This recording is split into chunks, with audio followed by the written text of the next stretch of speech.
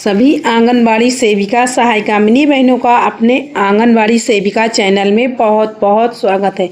बहनों, आज की खबर कुछ RGRS के खौफ से 16 आंगनबाड़ी कार्यकर्तियों का इस्तीफा। अब ये किस चीज का खौफ आ गया बहनों, जिसका full form inspector general of registration and stamp. कहने का मतलब जन सुनवाई के क्रियान्वयन के प्रभावी के संबंध में। इसका फुल फॉर्म यही हुआ।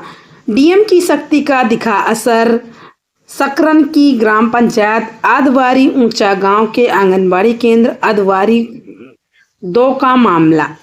ये देखिए सीतापुर का ये मामला है कि बहनों ने किस लिए RGRS के खौफ से इस्तीफा दिया। अब इनका कौन सा खौफ है, पूरी खबर पहले सुनते हैं, उसके बाद में समझते हैं। अगर आप लोग इसके पहले आप लोग हमारे चैनल पर पहली बार हैं तो प्लीज चैनल को सब्सक्राइब एवं लाइक जरूर कर लीजिए।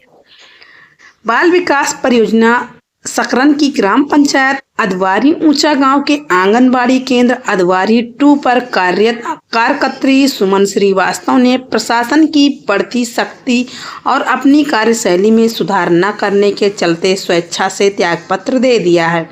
कार्यकर्त्री का अचानक इस्तीफा क्षेत्र में चर्चा का विषय बना हुआ है। मनमाने तरीके से काम करने का आरोप। विभाग के उच्च अधिकारियों ने बताया कि आंगनबाड़ी कार्यकर्त्री सुमन श्रीवास्तव बार बार निर्देशों को दरकिनार कर मनमाने तरीके से काम करने की आदी थी।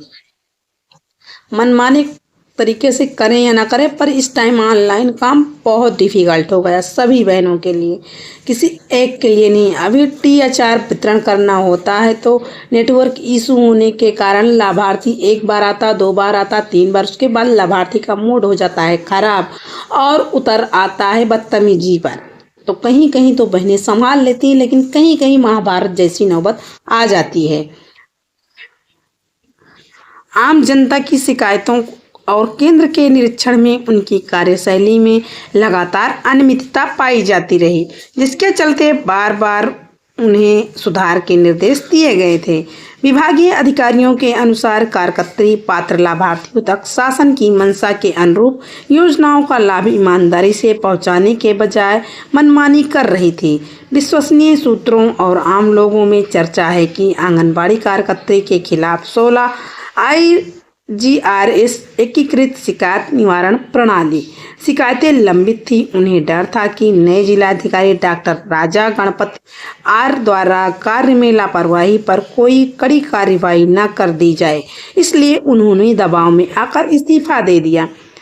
इस संबंध में जब DPO मनोज कुमार राव से जानकारी की गई तो उन्होंने बताया कि उक्त कार्यकर्त्री का शपथ पत्र के जरिए इस्तीफा मिला है, जिसे स्वीकार कर लिया गया है। उन्होंने बताया कि इस्तीफा में व्यक्तिगत कारण दर्शाए गए हैं।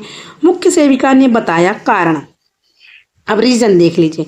जब मुख्य सेविका रीता मिश्रा से इस संबंध में बात की गई तो उन्होंने बताया कि कार्यकर्त्री सुमन श्रीवास्तव वर्तमान समय में अधवारी सकरन की जगह ब्लॉक रेउसा में रहने लगी थी, जिससे वह समय पर राशन वितरण और केंद्र संचालन नहीं कर पा रही थी। इसी कारण उन्होंने त्यागपत्र दिया है। प्रशासन की तरफ से साफ संदेश दिया गया कि जिले में विभागीय योजनाओं के क्रियान्वयन में ईमानदारी और सुगमता सुनिश्चित करने के लिए बड़े कदम उठाए जा रहे हैं। इसी शक्ति के चलते कार्य में लापरवाही बरतने वाली कर्मचारी ने खुद ही इस्तीफा देना उचित समझा। तो नेक्स्ट चलते हैं अगले न्यूज पर। अगली न्यूज निकल कर आ रही है। नेक्स्ट न्यूज देखिए कि विज्ञप्ति जो निकली हुई है। कार्यालय जिला कार्यक्रम अधिकारी ICDS UP के प्रतापगढ़ जिले से पत्रांक संख्या 1719 6 अक्टूबर 2025 का ही ये लेटर है। तो आप लोग अच्छे से समझ लीजिए कि जो एक जिले में जो चीज़ वरीयताएँ योग्यताएँ या जो भी मांगा जाएगा वो नेक्स्ट जिले में भी या UP के समस्त जिलों में यही चीज़ें लागू होंगी। सर्वसाधारण को सूचित किया जाता है कि शासनादेश संख्या इतने पर दिनांक 17 सितंबर 2025 में वर्णित व्यवस्था अनुसार जनपद प्रतापगढ़ के शहरी ग्रामीण परिक्षेत्रों में संचालित बाल विकास परियोजना में आंगनबाड़ी कार्यकर्त्री के मानदेय पर आधारित रिक्त पदों के नियुक्ति हेतु सीधी भर्ती प्रक्रिया के तहत विभागीय वेबसाइट पोर्टल इतने पर ऑनलाइन आवेदन पत्र आमंत्रित किए जाते हैं। रिक्त पदों का वार्डवार परियोजनावार विवरण निम्नवत है। क्रम संख्या दिया हुआ है, जनपद का नाम दिया हुआ है, परियोजना का नाम, अपूर्व चयन प्रक्रिया में आच्छादित आंगनबाड़ी कार्यकर्त्री के रिक्त पदों की संख्याएं दी हुई। तो ये प्रतापगढ़ के समस्त जिलों में ये चीज़ें नहीं है। कहीं कहीं पर जो परियोजनाएं हैं जहाँ पर 1-2 पद रह गए हैं तो उन्हीं के यहाँ से निकली हैं। देखिए, आसपुर देवसरा में 1, बिहार में 2, कलांकर में 1, कुंडा में 3, लक्ष्मणपुर में 1, मंगरौरा में 1, पट्टी में 1, रामपुर खास में 1, रामपुर संग्रामगढ़ में 2, रामपुर संग्रामगढ़ में 2 और सदर ग्रामीण में 1, सांगीपुर में 1। टोटल 15 पद थे। अब देख लीजिए क्या वरीयताएं हैं और क्या योग्यताएं हैं जो दी हुई हैं, और मेरिट के आधार पर होगी कि ऐसे ही किसी आधार पर होगी, इसको भी आप लोग अच्छे से समझ लीजिए। उपरोक्त पदों का ग्राम सभा वार्डवार विवरण एवं आरक्षण सहित अर्हता का पूर्ण विवरण जनपद के कलेक्ट्रेट, विकास भवन, तहसील एवं विकास खंड, बाल विकास परियोजना कार्यालय इत्यादि कार्यालय के नोटिस बोर्ड पर चस्पा की गई है। साथ ही विभागीय वेबसाइट इतने पर अपलोड है। विज्ञप्त पदों की अर्हता एवं आवेदन पत्र भरने हेतु विशेष निर्देश दिए हैं। विज्ञप्त पदों हेतु केवल महिला अभ्यर्थी ही पात्र होंगे, क्योंकि आंगनबाड़ी की नौकरी केवल महिलाएं ही करती, न कि पुरुष।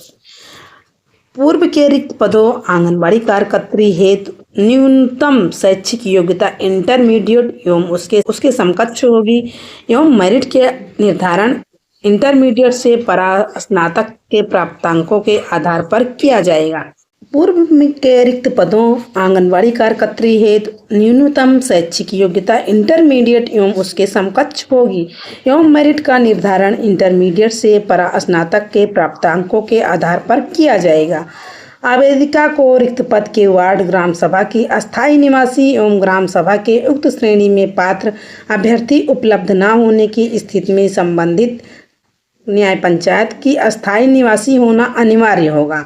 नंबर 4 देखिए, आवेदिका की आयु निर्धारित कट ऑफ तिथि 1 जुलाई 2025 को न्यूनतम 18 वर्ष से 35 वर्ष से अधिक नहीं होनी चाहिए, मतलब 18 और 35 वर्ष के बीच में होनी चाहिए, तभी वो इस आंगनबाड़ी के पद पर अप्लाई कर सकती हैं।